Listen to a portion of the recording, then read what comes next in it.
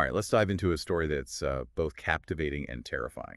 We're talking about Vlad the Impaler, a name that's, synonymous with cruelty. He makes even Count Dracula look tame. Yeah, his name brings up those images of pretty unbelievable brutality. But like a lot of historical figures, the reality is always more complicated than the legend. And that's what we're going to try to uncover today, right? We've got all these historical accounts of his, reign, what was going on at the time, all the things that made this guy who he was. Yeah, our goal is to really sift through all that myth and propaganda, try to get to the actual person behind that scary name, and try to understand what forces shaped him into that ruthless leader, Vlad the Impaler. So let's rewind way back to the 15th century. Can you paint us a picture of what that world was like for a guy like Vlad? Okay, so imagine Europe kind of teetering on the edge. The Ottoman Empire, this huge, powerful force, is moving west, pushing into these Christian territories. And these smaller principalities, like Wallachia, where Vlad ruled, are right in the middle, fighting to survive. So like being born into this pressure cooker.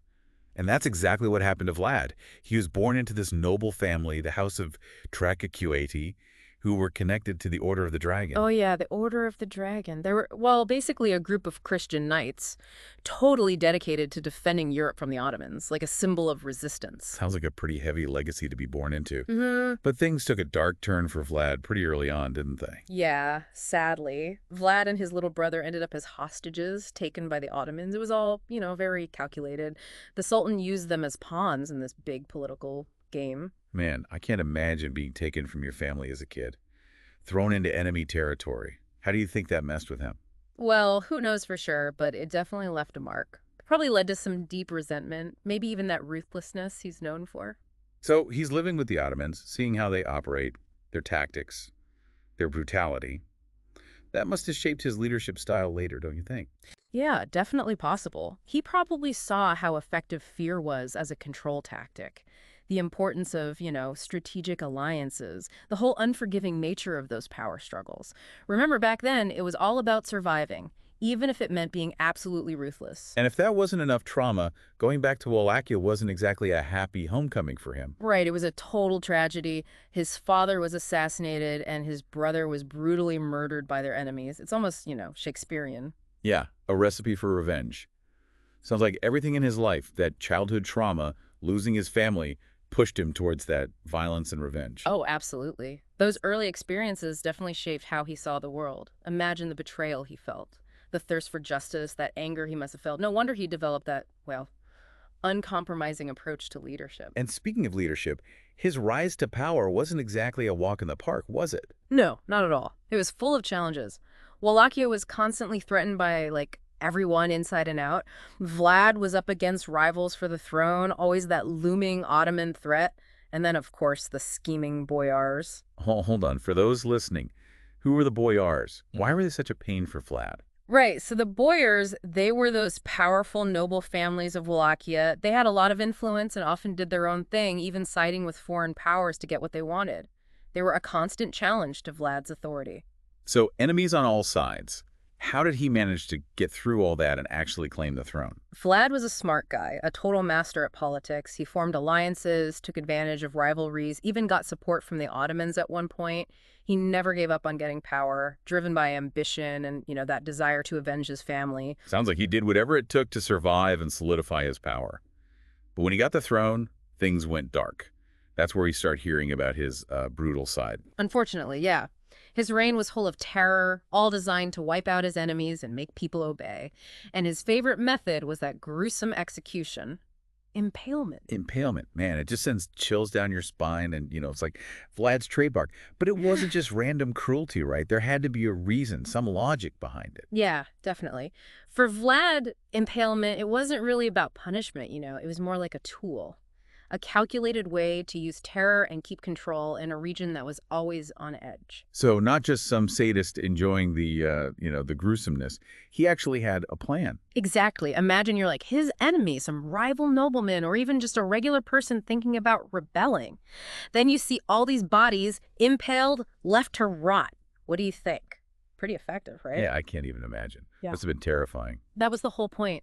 Vlad understood how powerful fear could be. It wasn't just about killing them, it was about crushing their spirit, stopping anyone else from getting ideas, making sure everyone obeyed. And he didn't just use it on, like, enemies. We talked about those boyars before. Vlad had a pretty brutal encounter with them. Oh, yeah, he did. Remember, they were always a threat to his power. They had a lot of influence, did their own thing a lot, and that undermined his rule. So Vlad, he decided to make an example of them. This is that boyar massacre story, right? Hmm. I've heard about it, but it seems almost too awful to be real. It's pretty chilling. So Vlad invites all these boyars to this big feast. Sounds like a nice gesture, right? But it was a total setup. During the feast, he accuses them all of treason and has most of them impaled. Right then and there. Whoa, that's cold, even for Vlad. But he Yeah. didn't stop there. What happened to the rest of them? The ones who didn't get impaled, well, he forced them to work. Building his fortress at Ponari. A pretty smart move, get rid of rivals and get a sweet stronghold at the same time. So he's controlling the nobility with terror. But what about everyone else, the normal people? Do they get the same treatment? Vlad's rule was harsh, no doubt. But we gotta remember that things were different back then. Medieval societies, they had way different standards. Punishment was rough, and individual rights, well, that wasn't really a thing. Yeah, I know it was different, but impalement still seems extreme. Yeah. Any times when he, went even further. There are stories about him punishing, minor stuff with impalement. Stealing, lying, even being lazy could get you that fate. It just shows how ruthless he was, how much he wanted to keep order, whatever the cost. It's hard to see that level of brutality and think of him as a, fair leader. But I heard some Romanians consider him a hero.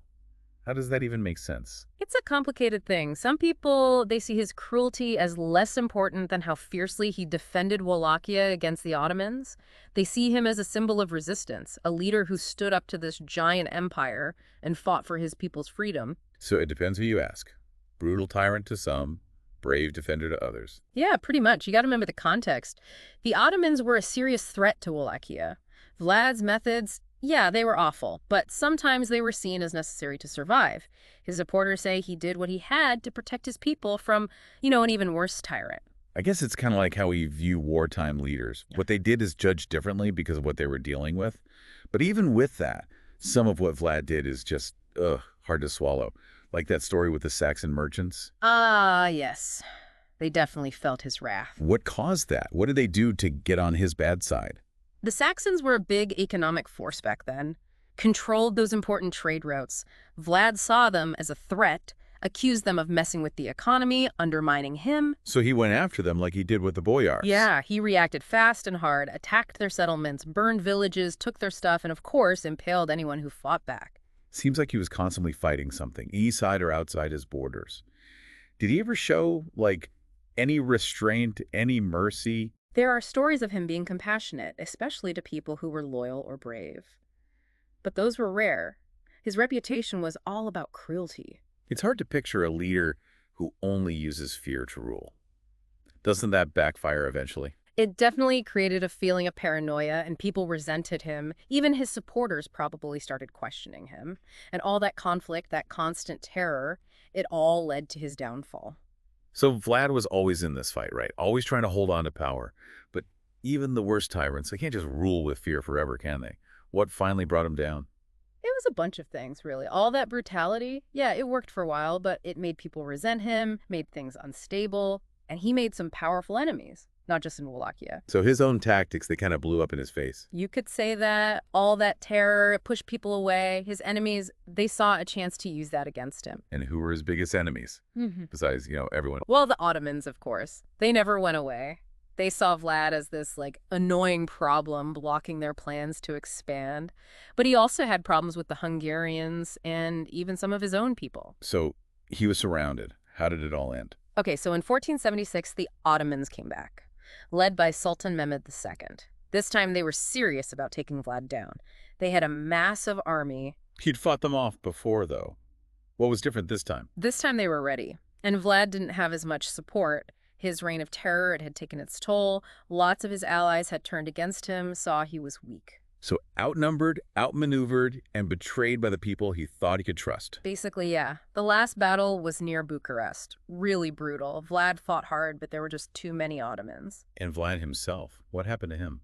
It's kind of a mystery, honestly. Some stories say he died fighting, killed by Ottoman soldiers. Others say his own men betrayed him, assassinated him before the battle even started. So even how he died is a mystery. Fitting, I guess. Yeah. His body, they say they cut off his head and sent it to the Sultan in Constantinople as, like, a trophy. As for where he's buried, nobody knows for sure. We've been talking about Vlad the Impaler for a while now, trying to understand the man and the monster, but you've hinted at something bigger, some kind of legacy. What are your thoughts on that? It's complicated, right? On one hand, he's remembered as this brutal tyrant, the image of cruelty.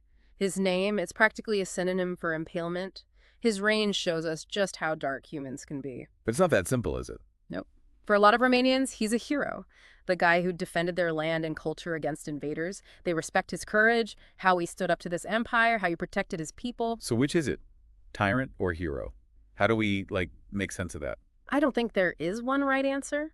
How we see him says a lot about us, what we value. It makes us think about tough questions. Power, violence, and the choices we make when things seem impossible. History rarely gives us easy answers, huh? Especially with someone like Vlad the Impaler. Exactly. His story is a warning. A reminder that good and evil, they're not always clear-cut. And even the worst things people do, they can be explained away as survival or, patriotism. After this deep dive, I'm feeling, I don't know, kind of unsettled. Vlad's story shows us that history is never just black and white. It's all about perspectives, interpretations, and mysteries that might never be solved. And maybe that's the most important thing we can take away from Vlad the Impaler. We got to look deeper, question what we think we know, and accept that the past is complicated. So as we move on from Vlad the Impaler, we want you listening to think about what his story means to you. Was he a monster, a hero, or somewhere in between? And what does his legacy tell us about us? About how humans are capable of both terrible things and incredible resilience?